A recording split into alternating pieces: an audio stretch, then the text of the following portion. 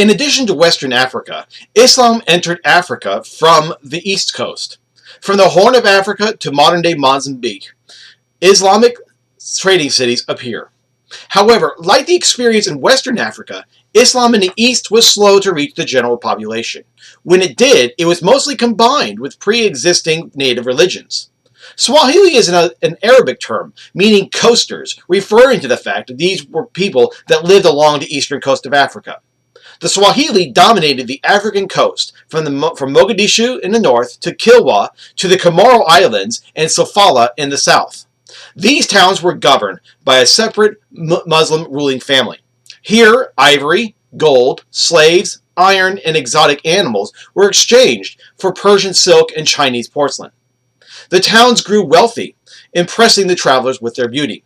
One town, Kilwa, grew wealthy and powerful due to the fact that it controlled the port city of Sofala, which was close to the gold-producing areas, and its southern location allowed traders to sail and return from it in one monsoon season.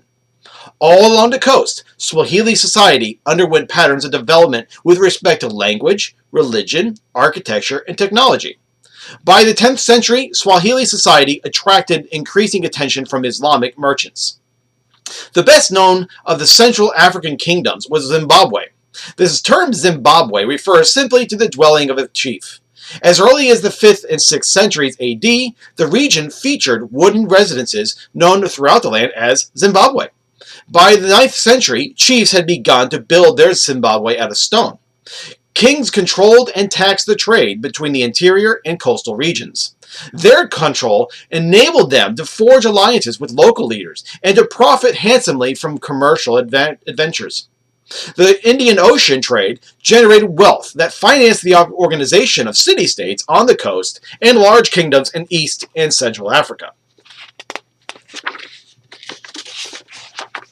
In Eastern Africa, trade brought cultural as well as political changes. The ruling elites and the wealthy merchants of East Africa converted to the Islamic faith. They did not give up their religious and cultural traditions, but continued to deserve them for providing cultural leadership in their societies. By adopting Islam, they laid a cultural foundation for the cooperation with Muslim merchants. Islam serves as a source for legitimacy for their rule, since they gained recognition from Islamic states, and their conversion allowed for alliances with Muslim rulers in other lands. Their conversion enabled Islam to establish a presence in East Africa.